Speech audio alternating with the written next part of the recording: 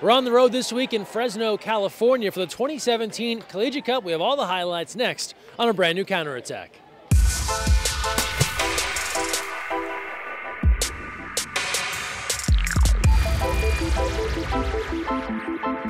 Hi everyone, Greg Mescall here in Fresno, California at Fresno State. Thanks for joining us on a brand new counterattack brought to you by the Rudy Project and XX2I. And we're here at the home of the brand new women's water polo program, Fresno State, for the 2017 Collegiate Cup. The Final Four would come down to these four teams, names you know: the New York Athletic Club, the Cal Bears, the USC Trojans, and the defending Collegiate Cup champs, the Stanford Cardinal. Let's get you caught up on all the highlights from our first and third place games.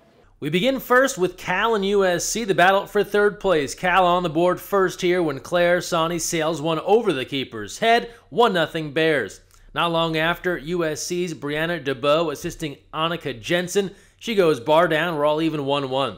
A tussle here, USC keeper in the mix, out of the cage, and over a player. That's an exclusion, can't do that. Meanwhile, Cal's Kindred Paul will convert on the penalty. Cal ahead 3-1.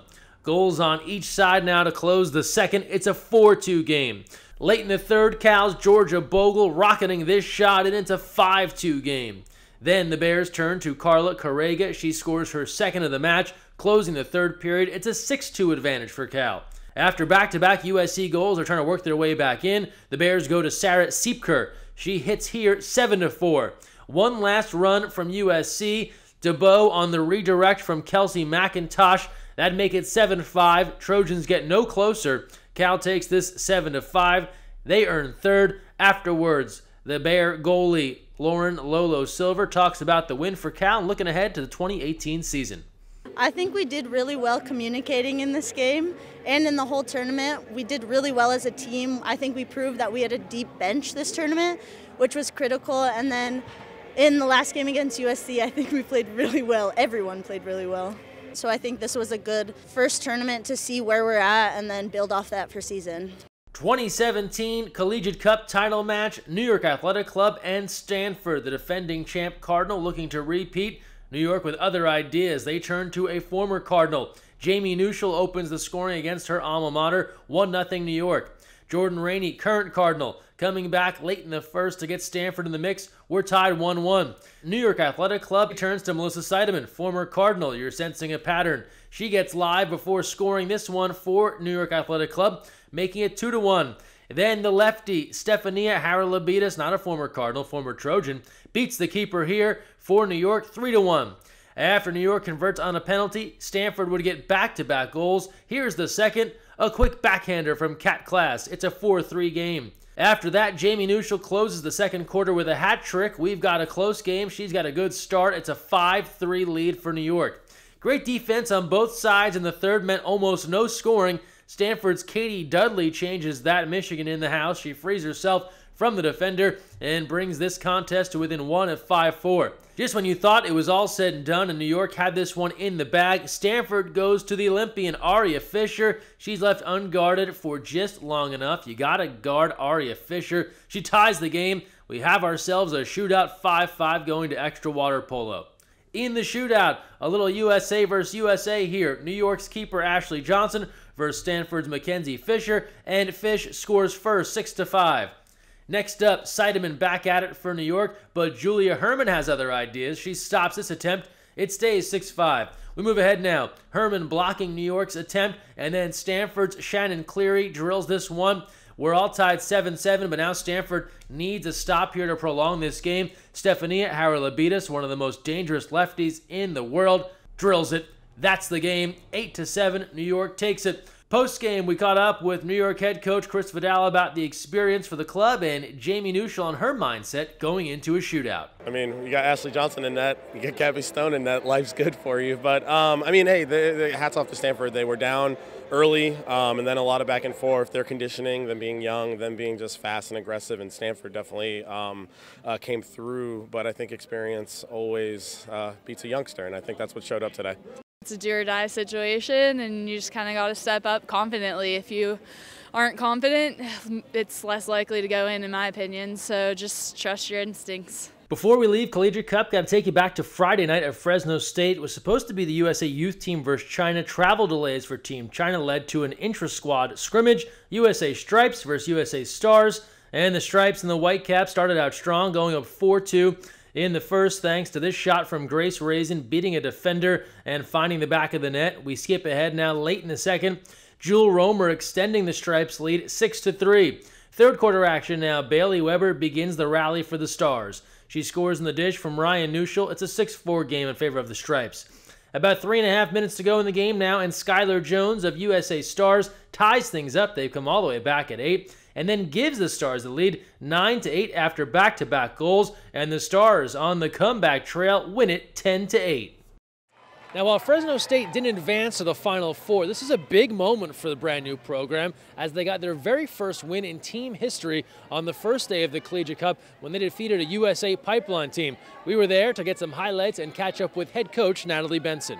Obviously, it's the first game we've ever played together as a team, and to be able to win, I think, is nice. Just kind of puts a little bit of a cherry on the cake for some of the work that these girls have been putting in for the last 5-6 weeks. Obviously, in the grand scheme of things, this isn't the season, but I think it starts the program off on the right foot for it being our first game. We have a lot of youth, and that, with that comes its challenges, but that's what I signed up for, and this is what they signed up for. We've all signed up to have a challenge, and I think that they've stepped up to it, and I get to learn a lot about their character. Regardless of the final score, if we win, lose, whatever, I want to see how you guys compete.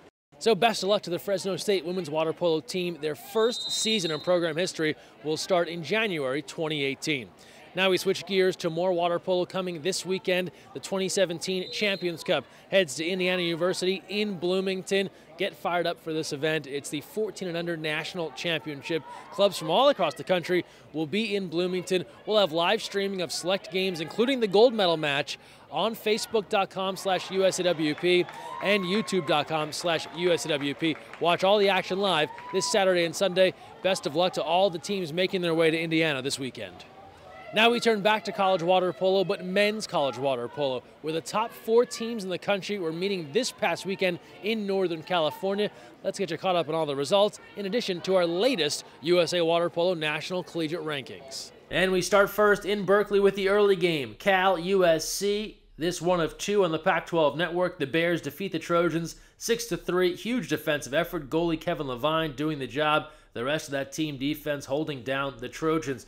Now we go back across the bay, also on Pac-12 Network. Stanford, UCLA, and the Cardinal, behind 3 goals from Olympian Ben Halleck, defeat the Bruins 7-5. Sure to have an impact on our national rankings. Before we get to that, we go from the farm to Staten Island, New York, and Wagner and Fordham. This one 14-14 in overtime, and the Seahawks turn to Wolahan. He drills it here.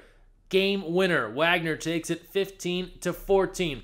That leads us nicely into our Cap 7 college scoreboard. We've told you all year long, Golden Coast Conference is wild, and it's getting even crazier as we go down to the finish here. UC Irvine edging Pepperdine 6-5 in overtime. Back to the MPSF/Golden Coast Conference. USC over Pacific 11-7. That was the day after the Cal SC game. Back east, Princeton over St. Francis Brooklyn 13-9, and then back to the Golden Coast. Long Beach State a goal better than San Jose State 10-9. That leads us into our national collegiate rankings powered by the Freeman rating system, where the Cal Bears stay at number 1, USC at 2, but Stanford leapfrogging ahead of UCLA into that 3rd position. The rest staying to form after last week: Pacific, Long Beach State, Irvine, Davis, Santa Barbara, and Pepperdine. Full top 25 at usawaterpolo.org. Water polo on TV, 2 excellent matchups coming this week. Tomorrow, the big splash, the Cal Bears, the Stanford Cardinal. Watch live on Pac-12 Network, Bay Area, 5:30 in the East, 2:30 in the West. And then Saturday, a Battle of LA, USC and UCLA. That's on Pac-12 Network LA, 4 p.m. Eastern, 1 p.m. Pacific. From the West Coast, we go to the East Coast and high school water polo in the state of Pennsylvania. Last week on the show, we told you North Penn won the boys' championship. Well, it's a great year for North Penn High School. The girls win the state title as well. They were victorious 11-5 over Cumberland Valley. Congrats to North Penn on the clean sweep. Maeve Wyden from North Penn and Kayla Barone from Cumberland Valley, they shared Miss Water Polo Pennsylvania honors for 2017. Also in girls high school water polo action, the Eastern Prep Championship was decided. Congrats to the Hill School. They defeated Episcopal Academy 10-8 and thrilled to win that Eastern Prep crown. Head coach Cassie Wyckoff sending in this photo. Congrats to the Hill School. And last but not least, we turn to our social media send-off, the best of water polo on the internet this week. Don't forget, we could always use your help. Use the hashtag counterattack. Tag us at USAWP. We'll share your stuff right here next week on the show.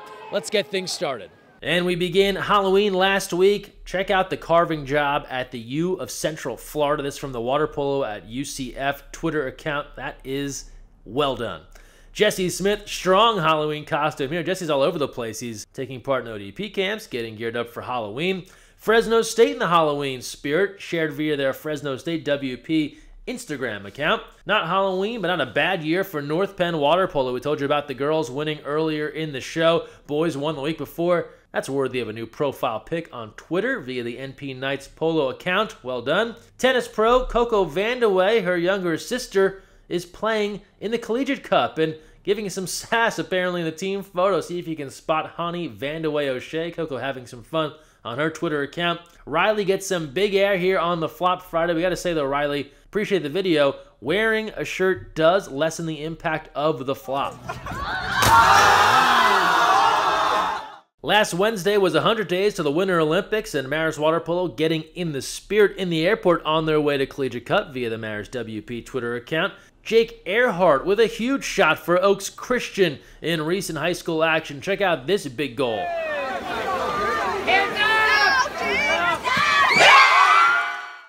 And last but not least, huge news on the emoji front. Your prayers have been answered. The goggles are gone. Thankfully, no more water polo emoji wearing goggles. Now, we know you're curious about the blue water polo ball. That's next on the list. So there you have it, the best of what we saw this week on our social media send-off. Thanks for all your submissions. That'll do it for this week's show from right here in Fresno. Thanks so much for joining us, and don't forget, when you're on the counterattack, even at the Collegiate Cup, look weak side.